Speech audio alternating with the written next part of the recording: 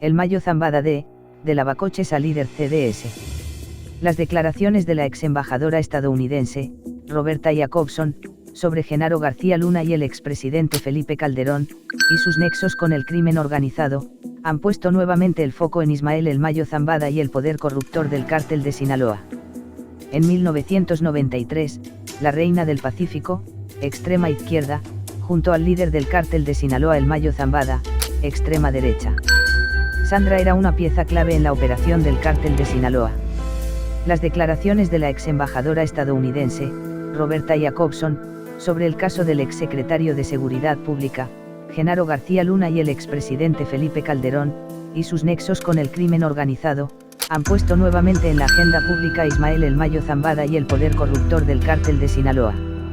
El gobierno de Felipe Calderón tenía en su poder la información sobre los nexos de Genaro García Luna con el narcotráfico cuando este fungía como titular de la Secretaría de Seguridad Pública, difundió el semanario Proceso, según el testimonio de Jacobson. Si bien, luego de lo publicado en Proceso, la ex embajadora aclaró lo que dijo por medio de su cuenta de Twitter, y escribió: "Nunca vi ninguna información corroborada de participación en el tráfico de drogas". Ya anteriormente, la periodista especializada en temas de delincuencia organizada, Anabel Hernández, con sus investigaciones ha revelado datos que van en el mismo sentido a lo que se refirió Jacobson. La información que yo tengo absolutamente corroborada, directamente corroborada, es que el señor Felipe Calderón sí supo, si hubo alguien de su gabinete que le advirtió directamente, que narcotraficantes, que estaban extraditados en Estados Unidos o que estaban siendo detenidos en México durante su gobierno, estaban señalando con mucho detalle las relaciones que el señor Genaro García Luna tenía con el Chapo, Joaquín Guzmán Loera, con el Mayo Zambada, Ismael Zambada García, con el cártel de Sinaloa, a lo que el presidente de la República prefirió no hacer nada, aseguró Hernández en una entrevista en el programa La Octava.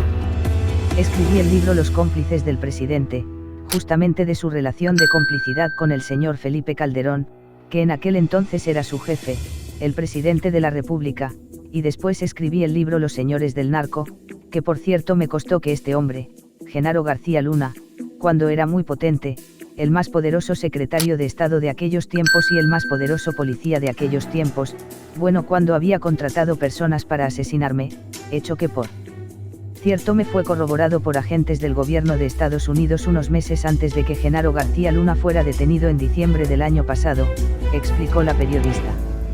En su más reciente libro, El traidor, que presentó el año pasado, Hernández desvela pasajes del narco mexicano, tan relevantes como lo anterior. En el libro se publica una investigación que la periodista comenzó desde 2011, cuando Fernando Gaxiola, abogado de Vicente Zambada Niebla, alias El Vicentillo, la contactó por órdenes de su cliente para entregarle documentos e información que esclarecieran cosas que ya había publicado en su libro, Los señores del narco. Entre los documentos a los que tuvo acceso se encuentran los diarios realizados por Vicentillo durante las negociaciones para colaborar con el gobierno norteamericano, los cuales hasta ahora eran secretos. Todo pasaba por el Mayo, no por el Chapo Guzmán.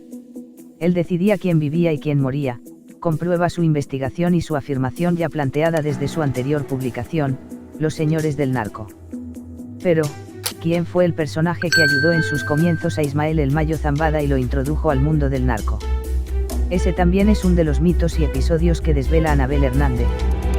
Quien realmente lo introduce en el mundo de las drogas es un hombre cubano, Antonio Cruz, contó en entrevista con Infobae México, en el marco de la presentación de su libro El traidor.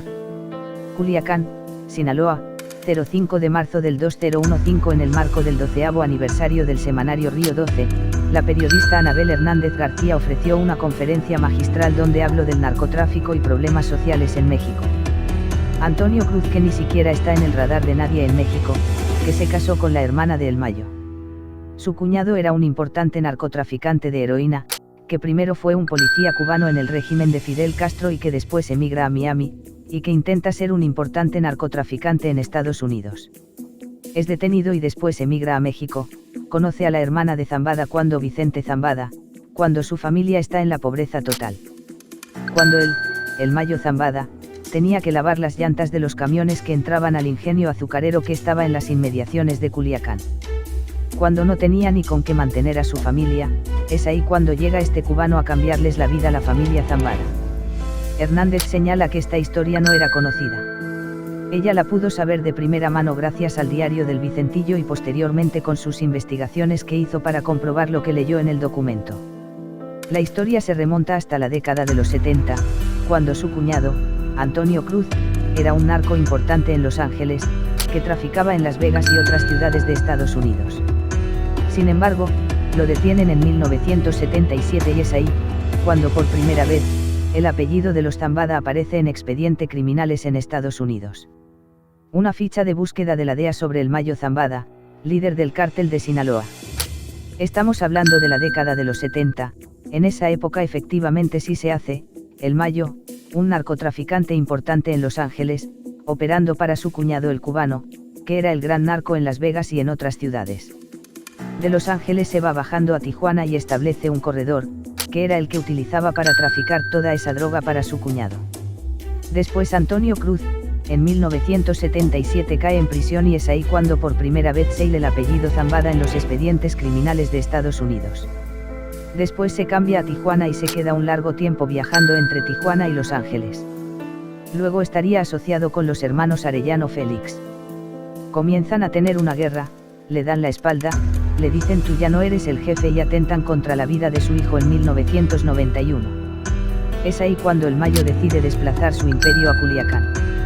El Mayo Zambada, jefe de jefes de los narcos mexicanos, él decidía quién vivía y quién moría. Hernández afirma que el verdadero jefe de jefes de los narcos mexicanos es Ismael el Mayo Zambada. Explica que es el único que ha estado por décadas en el narcotráfico sin que lo hayan detenido o asesinado, pero también, porque queda en evidencia, en el diario personal del Vicentillo al que la periodista tuvo acceso, la jerarquía que tenía sobre el Chapo o incluso, Amado Carrillo Fuentes, alias el Señor de los Cielos. Foto de izquierda a derecha, Ismael el Mayo Zambada, el Chapo Guzmán, y Ovidio Guzmán. Amado era un hombre que le rendía pleitesía a el Mayo. Yo digo que el jefe de jefes ha sido el Mayo Zambada, porque, número 1, es el único que ha sobrevivido 50 años en el crimen organizado. Número 2, porque, de acuerdo al diario de Vicente Zambada Niebla, su socio Amado Carrillo Fuentes, cuando ya era el Señor de los Cielos, tenía que consultarle algunas cosas a el Mayo. Amado era un hombre que le rendía pleitesía a el Mayo. Amado fue un hombre que incluso fue a amenazar a los hermanos Arellano Félix para decirles que él no iba a apoyarlos en su guerra contra el Mayo, que para él, el Mayo está por encima de todo. Cuando Amado Carrillo Fuentes murió en esta cirugía de liposucción, es cuando más se nota. Su hermano, Vicente Carrillo, le llama todo el tiempo padrino a el Mayo y rige instrucciones sobre Vicente Carrillo Fuentes. Da instrucciones sobre el propio Chapo Guzmán. Él no era autónomo cuando tenía que tomar decisiones importantes, tenía que pedirle permiso a el Mayo. Joaquín Guzmán nunca fue el jefe del cártel de Sinaloa. Anabel platica que desde su libro, Los Señores del Narco, había apuntado que Guzmán no era el jefe del cártel de Sinaloa. Desde el libro de Los Señores del Narco había señalado que el Chapo, por su nivel cultural, por su personalidad era increíble que el gobierno le achacara a él que fuera el gran capo que decían. Yo decía que el poder político era el que protegía a el Chapo, lo que lo hacía tener este poder. Entonces yo no soy de las que ha pensando que el Chapo era un capo muy importante, siempre lo vi como muy pequeño por sus capacidades en comparación a lo que le estaban achacando. Dale me gusta. Y suscríbete al canal. Y activa la campanita.